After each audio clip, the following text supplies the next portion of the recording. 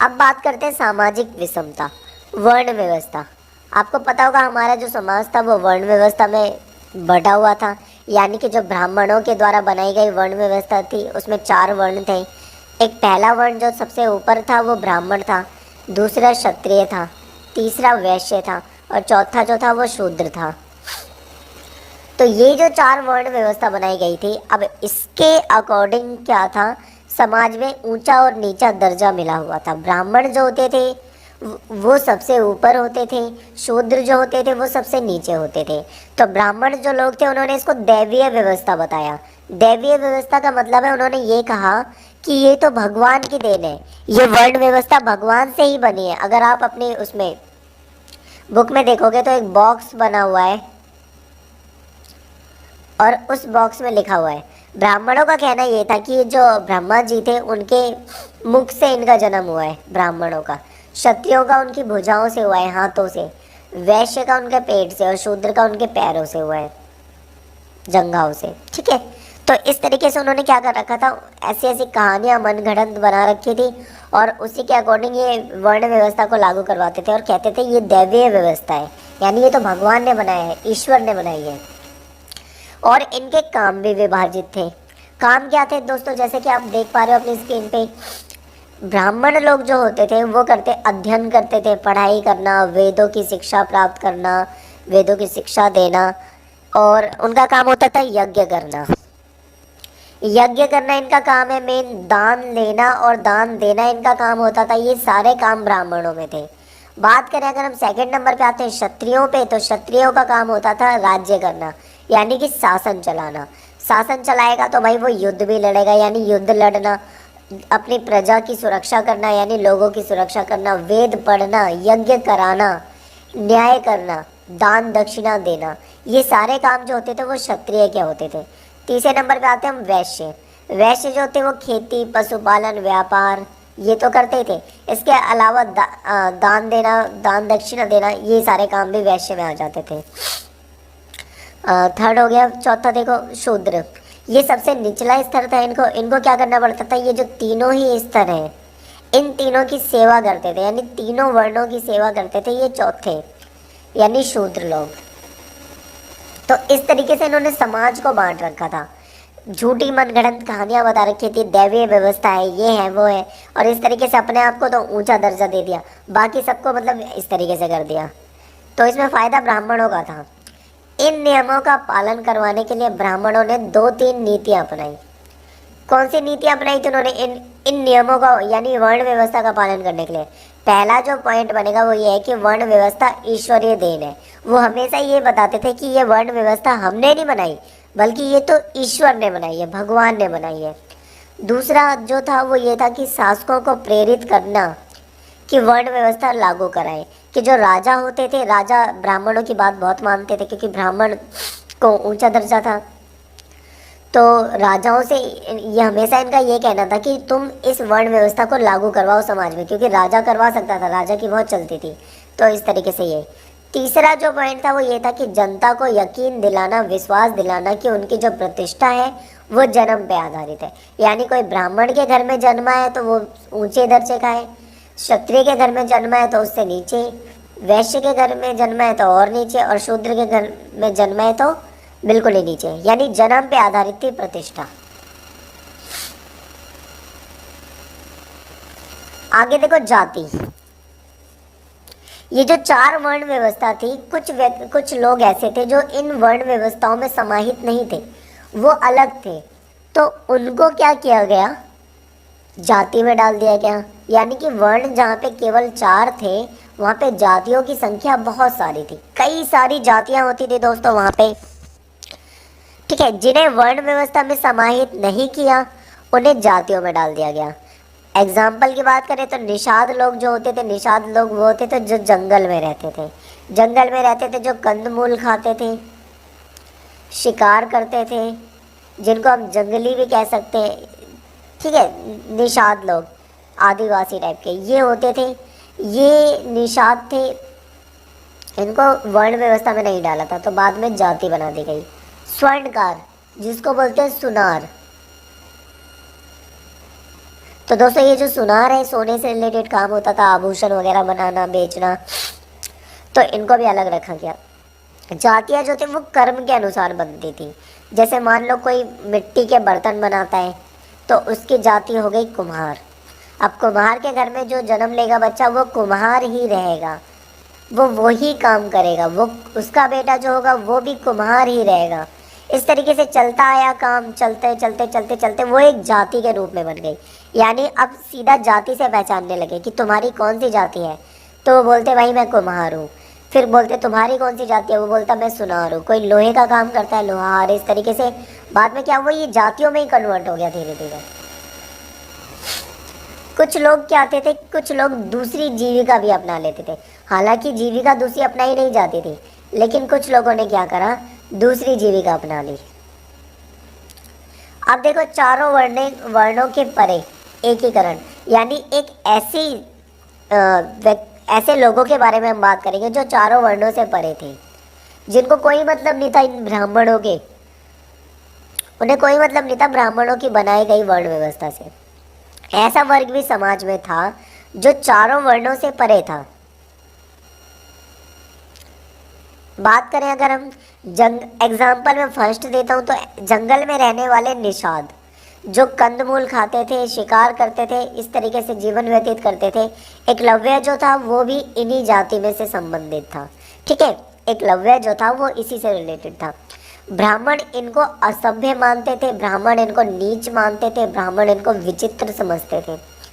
और दूसरी बात करें अगर हम एग्जाम्पल नंबर सेकंड की, तो यायावार पशुपालक, यायावार पशुपालक को भी ऐसा माना जाता था। पशुपालक ये जो पशुओं को पालते थे। यायावार शब्द का मतलब होता है खाना बदोश, खाना बदोश, या फिर हम इसको बोल सकते हैं घुमक्कड़, फक्कड़ बोलते हैं ना, घुमक्कड़। यानी ऐसे लोग जो मतलब किसी एक जगह पर परमानेंट बसकर नहीं रहते, वो इधर से उधर, उधर से उधर घूमते रहते, बंजारे टाइप के। ठीक है, तो यायावार था ये। यायावार पशुपालक जो थे एक जगह पे कभी रहते नहीं थे, कभी कहीं कभी कहीं, इनको भी ऐसा ही माना गया, असभ्य माना गया ब्राह्मणों के द्वारा। तीसरा एग्जाम्पल की बात करो तो असंस्कृत भाषी, यानी ऐसे लोग जो संस्कृत भाषा को नहीं बोलते थे, जो संस्कृत भाषा को नहीं बोलते थे, उनको मलेक्ष कहकर, मलेक्ष का मतलब ही कुछ ऐसा होता है, मतलब मलेक्ष का मतलब आप ये समझ लो घृणा, घृणित करने, मतलब ऐसा व्यक्ति जो जिसे देख के घृणा है, मलेक्ष, गंदा व्यक्ति, बुरा व्यक्ति। इस तरीके से मलेक्ष कहकर नीच दृष्टि से देखते थे असंस्कृत भाषी लोगों को। ठीक है, मलेक्ष का मतलब ही मतलब कुछ ना कुछ गलत दिखाता है। तो दोस्तों आपको ये समझ में आ रहा होगा। अब आगे देखते हैं चारों वर्णों के परे अधीनता और संघर्ष। चारों वर्णों के परे अधीनता और संघर्ष। सॉरी, जुकाम हो गया दोस्तों मुझे, बोला भी नहीं जा रहा। चारों वर्णों के परे अधीनता और संघर्ष। ब्राह्मणों के द्वारा बनाई गई वर्ण व्यवस्था से कुछ लोगों को बाहर रखा गया, कि जो ब्राह्मण ने वर्ण व्यवस्था बना रखी थी, कुछ को उससे बाहर रखा गया।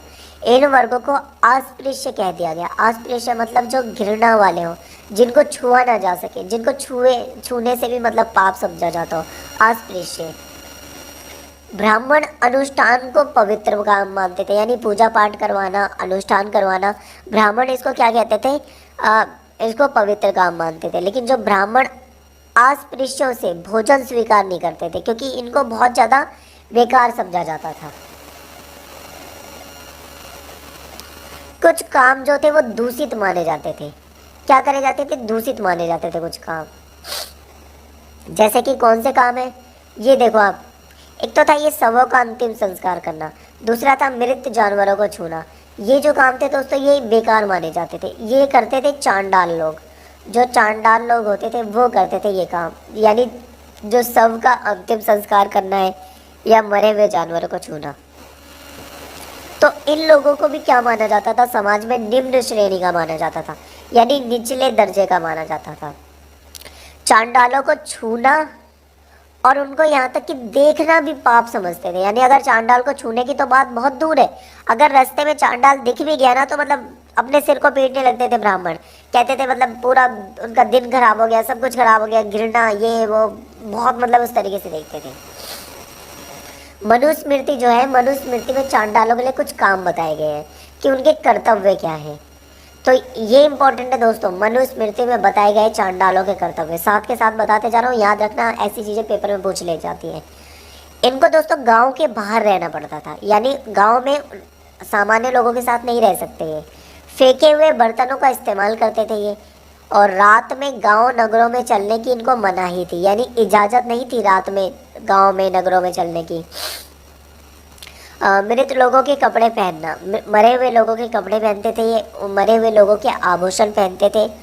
आज पुरुषों को सड़क पर चलते हुए करताल बजाना पड़ता था। क्या करना पड़ता था? करताल बजाकर चलते थे ये, ताकि दूसरे जो व्यक्ति है, ब्राह्मण वगैरह अन्य व्यक्ति, वो उसकी आवाज़ सुन ले और सुनकर ही इनको देखने से बच जाए।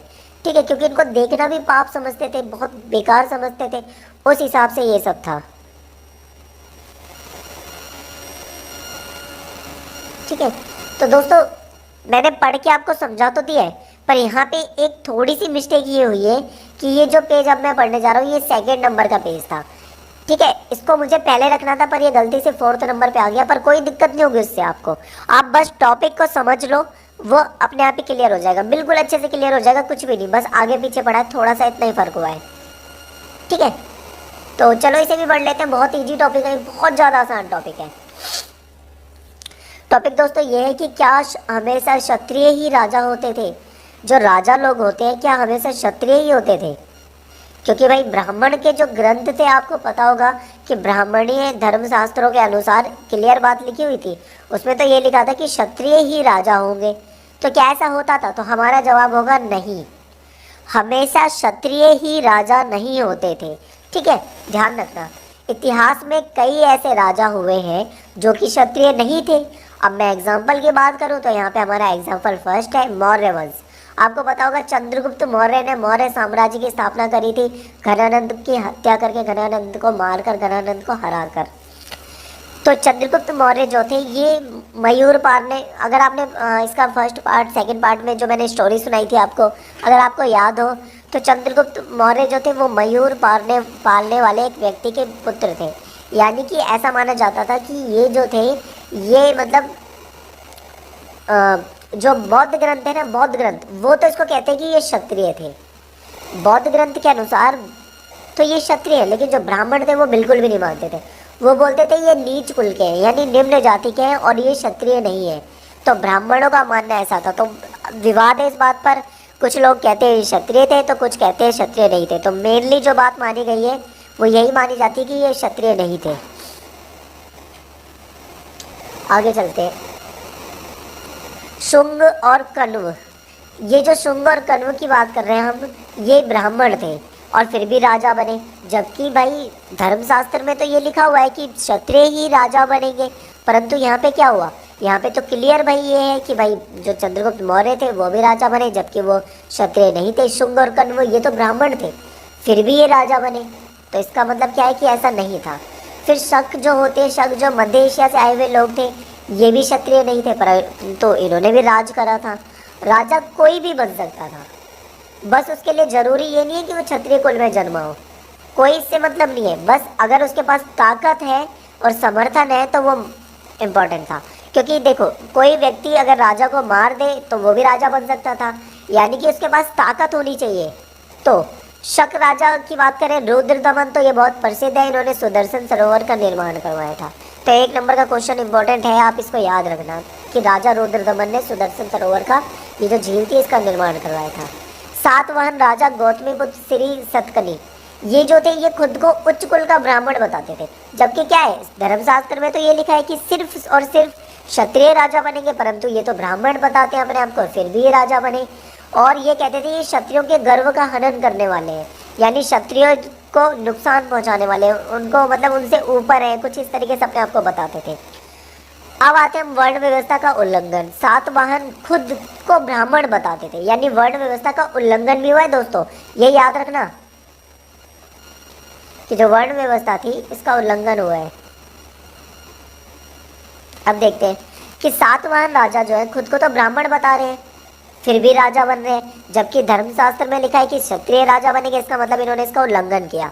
समझ में आया? बिल्कुल ठीक है। आगे देखो, जबकि राजा क्षत्रिय ही होगा, लेकिन फिर भी ये ब्राह्मण होकर भी राजा बने। इसके बाद क्या था कि धर्मशास्त्र में ये भी लिखा था कि गोत्र के बाहर विवाह किया जाता है, यानी शादी जो की जाती है वो गोत्र के बाहर की जाती है, परंतु इन्होंने क्या करा, इन्होंने गोत्र में ही विवाह कर लिया, जबकि ये भी गलत बात थी। तो दोस्तों यहाँ से हमारा जो था चैप्टर कंप्लीट, सॉरी दूसरा पार्ट जो है वो कंप्लीट हो गया है, सेकंड पार्ट। एंड इसके बाद थर्ड पार्ट में कोशिश करेंगे चैप्टर कंप्लीट हो जाता है तो ठीक है, वरना 3 से 4 पार्ट में चैप्टर कंप्लीट हो जाएगा। टॉपिक मैंने आपको बिल्कुल डीपली बताया है, एक एक टॉपिक बहुत अच्छे से बताया। आप ध्यान से देखोगे और एनसीईआरटी पढ़ लोगे तो बिल्कुल ईजी लगेगा, एकदम समझ में आ जाएगा। अब आपको एक होमवर्क आपका ये है कि बॉक्स जो आप बुक में दिए हुए हैं एनसीईआरटी में, आप उन बॉक्स को ज़रूर पढ़ें, क्योंकि यहाँ पे हम शॉर्ट में पढ़ते हैं और उन्हीं शब्दों की डिटेल जो हमें मिलती है वो बॉक्स में मिलती है। तो ये आपका होमवर्क है, ये आपको खुद पढ़ना है। अगर आपको वीडियो पसंद आया हो तो दोस्तों लाइक ज़रूर करना, क्योंकि तबीयत ख़राब है मेरी, जुकाम काफ़ी हो रखा है, बोला भी नहीं जा रहा मुझसे, लेकिन फिर भी मैंने सोचा चल यार जैसे तैसे करके बना ही दो वीडियो। ठीक है, मेहनत बहुत कर रहा हूँ, आप भी मेहनत करो, लाइक करो, कमेंट ज़रूर करा करो वीडियो पे आपको कैसा लग रहा है, एंड शेयर करना ना भूलें। दोस्तों सबसे ज़्यादा जो इम्पोर्टेंट बात है यहाँ पे वो है लाइक करना भूल भी गए, कमेंट करना भूल भी गए, लेकिन शेयर करना बिल्कुल भी ना भूलें। कम से कम अपने 2 से 4 5 10 दोस्तों को ज़रूर शेयर करो, अपने जो ग्रुप्स हैं व्हाट्सएप फेसबुक वगैरह पे, वहाँ पे जितना शेयर कर सकते हो ना वीडियो को उतना ज़्यादा शेयर करो, ताकि ज़्यादा से ज़्यादा जो बच्चे हैं उनको फ़ायदा मिल पाए हमारी मेहनत का। तो धन्यवाद दोस्तों।